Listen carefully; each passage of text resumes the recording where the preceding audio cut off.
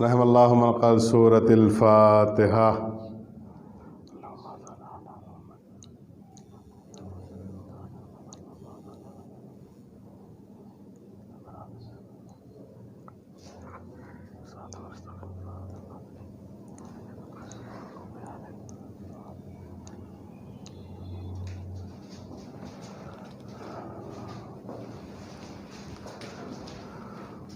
حسبنا اللہ و نعم الوکیل، نعم المولا و نعم النصیر، ما شاء اللہ لا حول ولا قوة الا باللہ العلی العظیم۔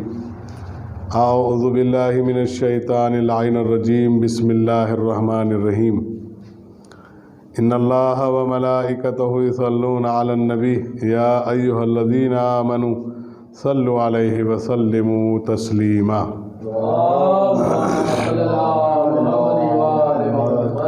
اما بعد فقد فقال اللہ سبحانہ تبارک و تعالی فی القرآن الکریم وهو اصدق الصادقین وقولہ الحق۔ بسم اللہ الرحمن الرحیم۔ ما ننسخ من آیت او ننسها نات بخیر منها او مثلها الم تعلم ان اللہ علی کل شیء قدیر۔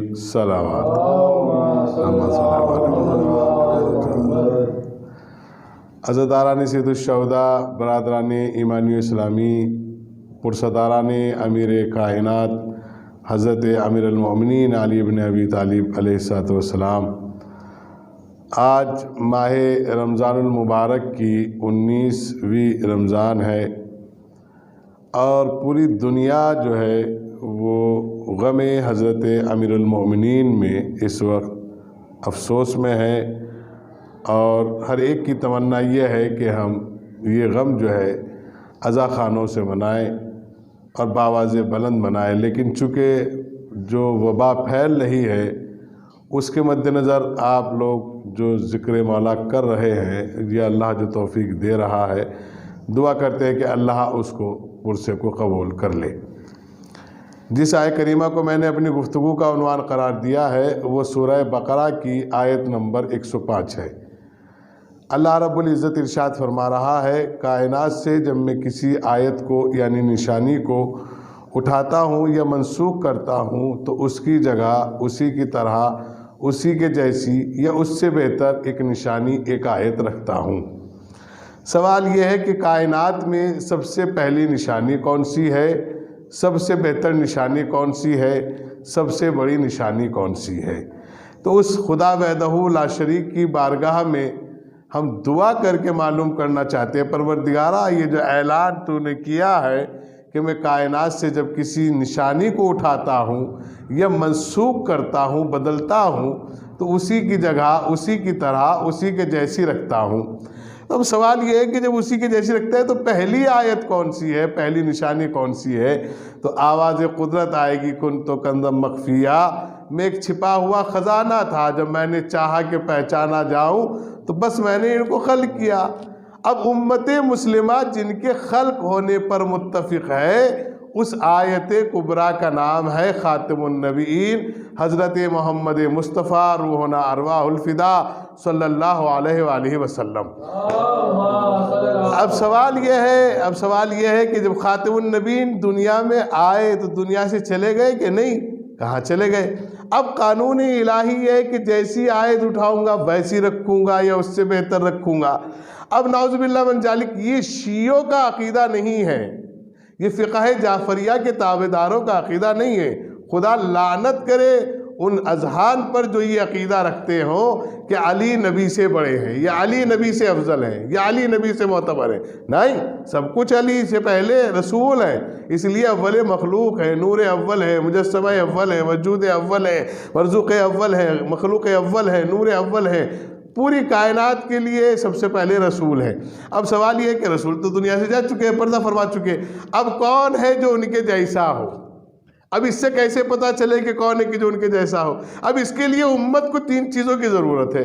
پہلے نمبر پہ قرآن ہو، دوسرے نمبر پہ حدیث ہو، تیسرے نمبر پہ اجماع ہو، چوتھے نمبر پہ عقل ہو، جس سے شیعہ مراجعین اکرام استنباط کرتے ہیں۔ وہ بھی 4 چیزیں ہیں، اگر کسی مسئلے کے اوپر استنباط کرتے ہیں تو اس میں بھی 4 چیزیں ہوتی ہیں، یا تو عقل ہوتی ہے، یا اجماع ہوتا ہے، یا سنت ہوتی ہے، یا قرآن ہوتا ہے۔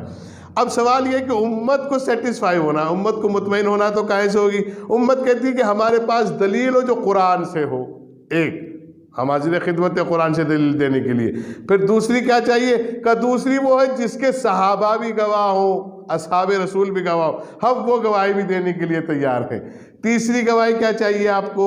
ہمیں تیسری گواہی وہ چاہیے جس کو ہمارا ذہن قبول کر لے۔ میں نے کہا یہ بھی ہم اطمینان کے ساتھ کہہ سکتے ہیں کہ آپ کا ذہن قبول کرتا ہے، لیکن مجبوری آپ کے ساتھ آپ کے لقمے کی ہے، وہ آپ کو قبول نہیں کرنے دیتا۔ جیسا کہ یوم عرفہ کے روز امام عالی مقام حضرت امام عبداللہ الحسین علیہ السلام نے ایک فقرہ فرمایا یوم مقام منع میں۔ کیا فرمایا تھا؟ ہؤلاء انتم لا تعرفون، تم ہمیں چاہ کر بھی نہیں پہچان سکتے۔ کیوں نہیں پہچان سکتے؟ لیاکلون الطعام الحرام، اس لیے کہ تم مال حرام کھا چکے ہو۔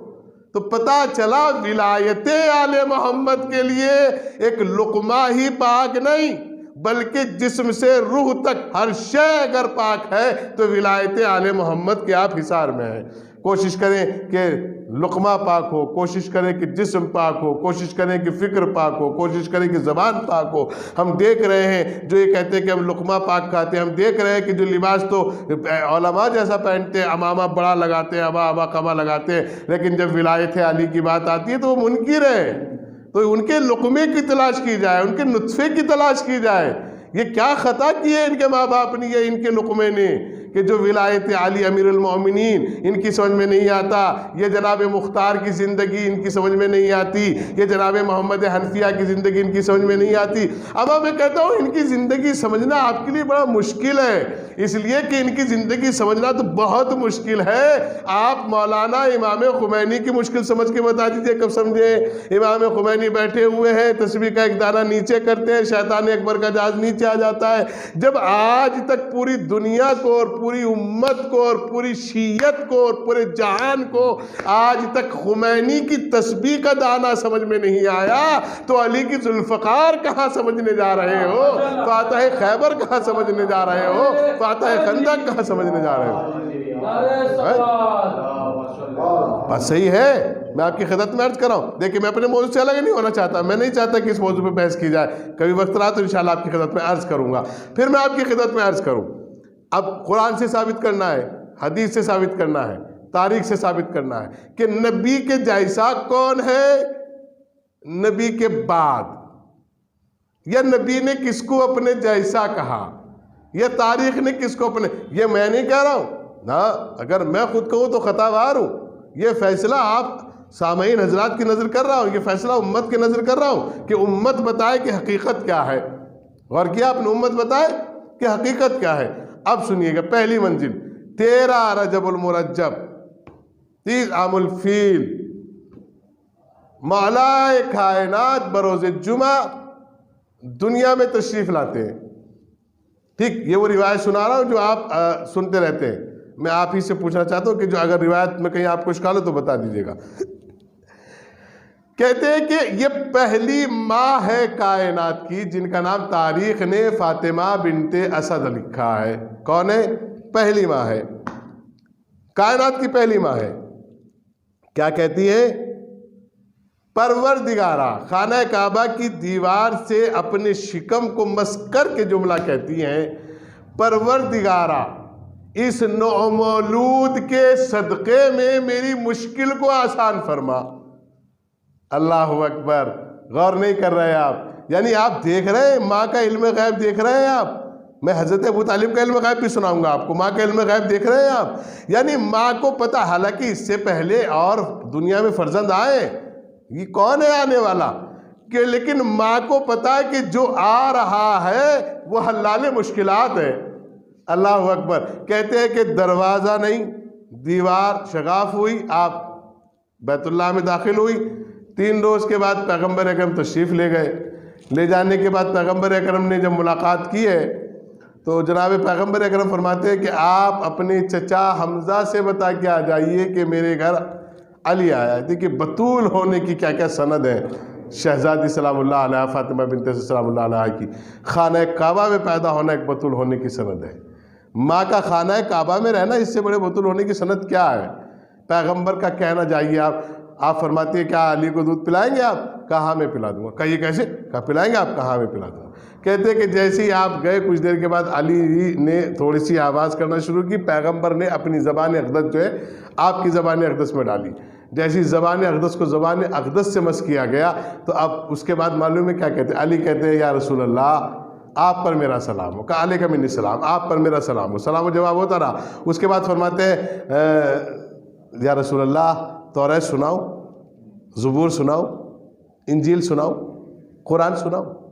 یہاں میں آپ سے پوچھوں، حالانکہ آپ زیادہ سامعین نہیں، دو آدمی ہیں، لیکن چونکہ آپ کو بیس بنا رہا ہوں دو آدمیوں کو ہی، اس لیے کہ تاکہ آپ کے لیے ثبوت بن جائے۔ کیا ہے؟ توریت سنائی تو کیسی سنائی؟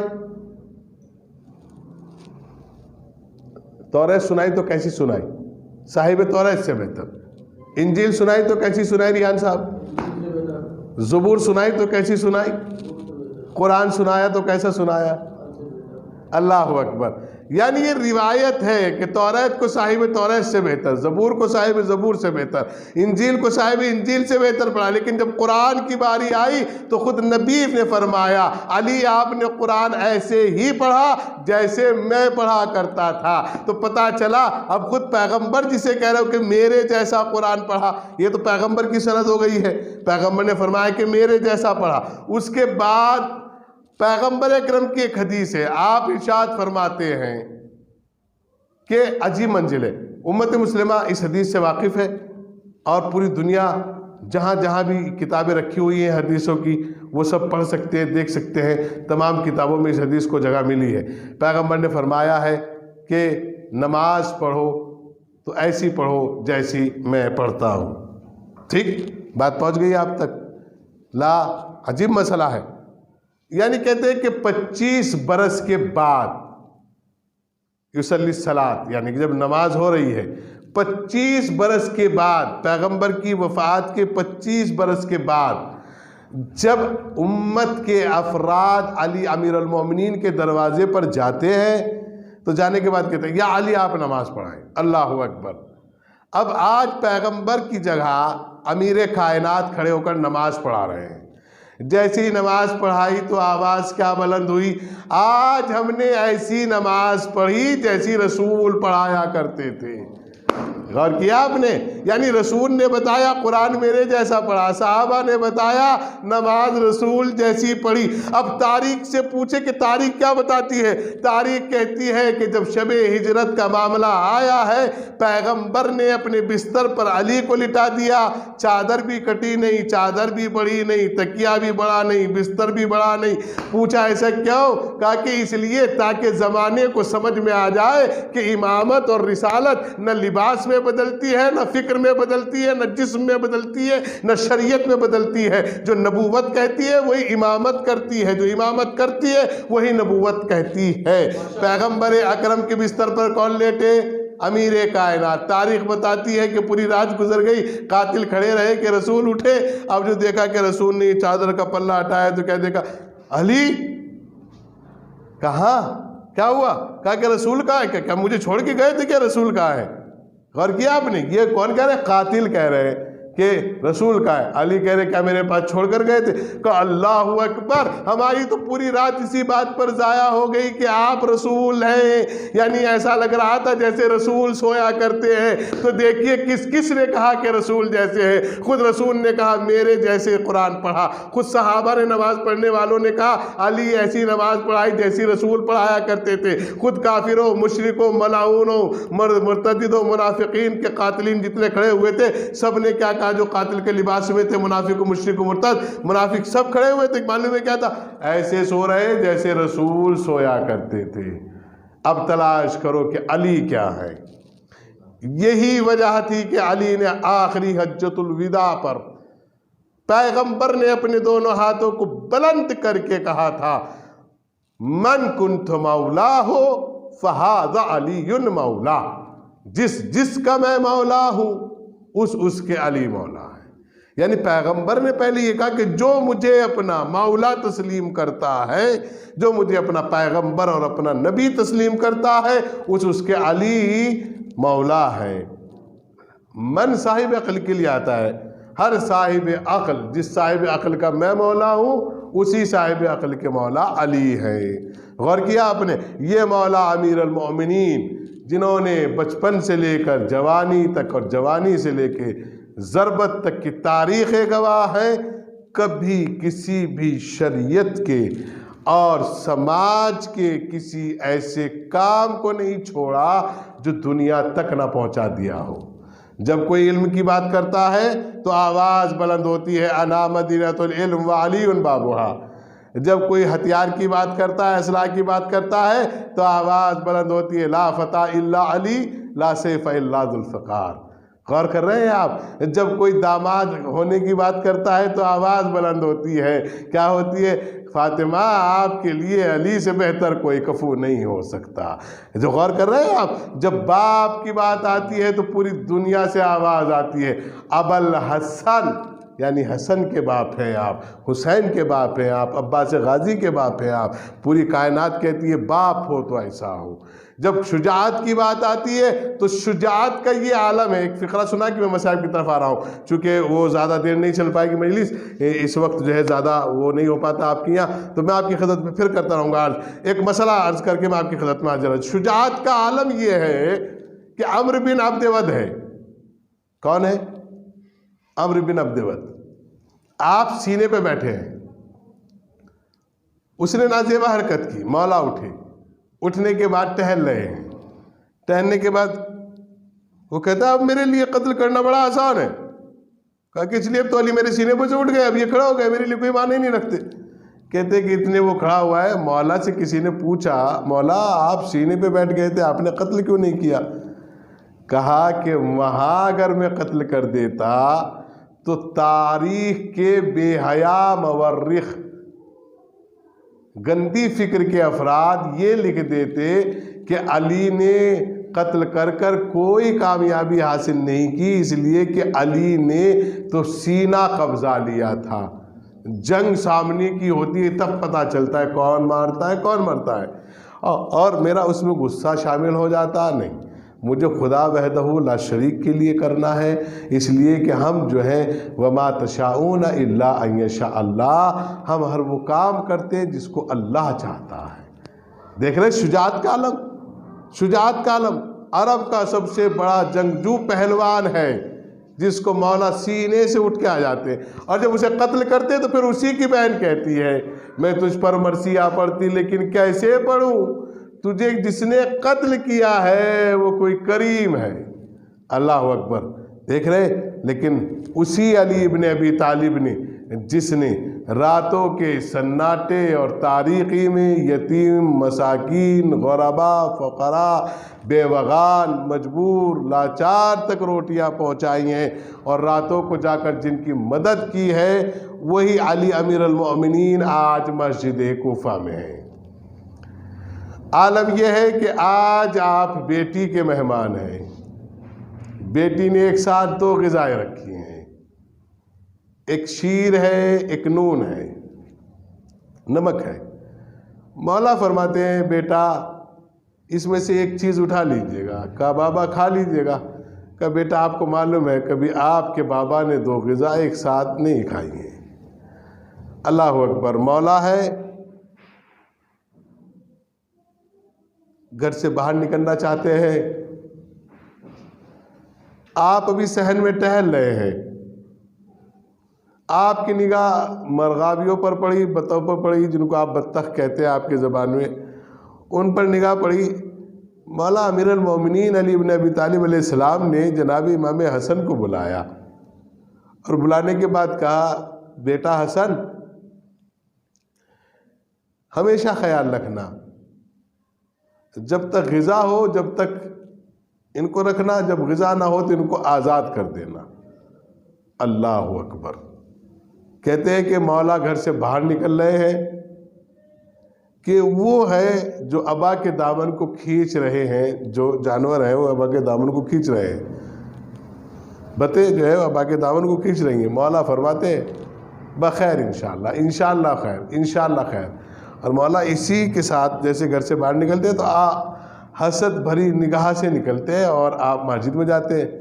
مسجد میں جانے کے بعد مولا داخل ہوئے، آپ نے دیکھا عبد الرحمن ابن ملجم جو ہے وہ جو خاندان بنو امیہ کی طرف سے تھا اور معاویہ بن ابو سفیان کا بھیجا ہوا نمائندہ تھا، جو پیغمبر اکرم کے داماد اور جانشین اور امت مسلمہ کے چوتھے خلیفہ اور شیعوں کے پہلے امام کو قتل کرنے کے لیے بھیجا گیا تھا۔ وہ سو گیا، تھک گیا ہوگا جاگتے جاگتے پوری رات، وہ سو گیا۔ عبد الرحمن ابن ملجم جو ہے وہ چٹائی اوڑھ کر لیٹ گیا۔ مولا آئے اور آنے کے بعد جو ہے وہ گلدستہ اذان پر گئے، جا رہے گلدستہ اذان پر، اس کو ٹھوکر مار کے کہتے اٹھ، بعض کہتے ہیں کہ تلوار کا دستہ، بعض کہتے ہیں کہ ہاتھ، کہتے کہ اٹھ، جس مقصد کے لیے تو آیا ہے وہ اپنے مقصد میں دیری کیوں کر رہا ہے؟ اللہ اکبر۔ دیکھیے مولا ہے، نماز کا وقت ہوا، آپ نے گلدستہ اذان پر اذان کہی، جناب زینب کلثوم گھر میں ہے، کہتی ہے، ایک بہن دوسری بہن سے کہہ رہی ہے، بہن دیکھا بابا کی اذان دیکھ رہی ہیں آپ، آج بابا کی اذان بڑی عجیب ہے، پتہ نہیں بابا آج کون سے لہجے میں اذان دے رہے ہیں۔ اللہ اکبر، یہ نہیں پتا تھا کہ یہ اذان یتیمی ہے۔ تاریخ بتاتی ہے کہ مولا امیر المومنین نے نماز ادا کی، عبد الرحمن ابن ملجم نے پیچھے سے آپ کے سر اقدس پر تلوار کی ضرب ماری۔ مولا مصلی پر ہے، آواز بلند ہوئی کہ ہدایت کا منارے گر گئے ہیں۔ اللہ اکبر۔ جیسے ہی آہو فغا کی آواز بلند ہوئی ہے، امام حسن و امام حسین نے جناب امیر کائنات کو لیا، جناب ابو ذر غفاری ہیں، میثم تمار ہیں، جو اصحاب ہیں وہاں اس وقت موجود وہ ہیں، ان کو لیا، اور لینے کے بعد مولا جو ہے وہ ہاتھ سے اپنے امامے کے ساتھ سر کو پکڑے ہوئے دروازے تک آئے ہیں۔ کیسی دروازے تک آئے تو آنے کے بعد صحابیوں سے کہتے ہیں، جائیے، آپ کی محبتوں کا شکریہ، آپ اپنے اپنے گھر جائیں۔ صحابی فرماتے ہیں، مولا آپ کے زخم ہے، ہم آپ کو چھوڑ کر کیسے جا سکتے ہیں؟ ایک مرتبہ مولا فرماتے ہیں، جو میں دیکھ رہا ہوں وہ تم نہیں دیکھ رہے ہو، جاؤ، خدا حافظ، آپ کا یہاں تک آنے کا شکریہ، محبتیں جائے، آپ کو اللہ اس کا اجر عظیم عطا کرے۔ اللہ اکبر۔ پوچھا، مولا خیریت تو ہے، کیوں نہیں آنے دینا چاہتے؟ ایک مرتبہ مولا فرماتے، میری بیٹی زینب کلثوم جب مجھے زخمی کیفیت میں دیکھے گی، گریہ زاری بلند آواز سے کرتی ہوئی لپٹ جائے گی۔ میں نہیں چاہتا میری بیٹیوں کی آواز کوئی سنے۔ میں کہوں گا، مولا کیا آپ کو اتنا خیال ہے؟ یہ 19 کی رات قیامت کی رات تھی، علی بستر علالت پر آئے، جراح کا اہتمام کیا گیا۔ میں کہوں گا، مولا اللہ اکبر، آج زینب کلثوم کا اتنا خیال ہے، مولا یہی زینب کلثوم ہوں گی، عصر عاشور کے بعد آنا، شام غریبہ ہوگی، آواز دیتی ہوئی ہوگی، ہے کوئی جو میری مدد کو آئے؟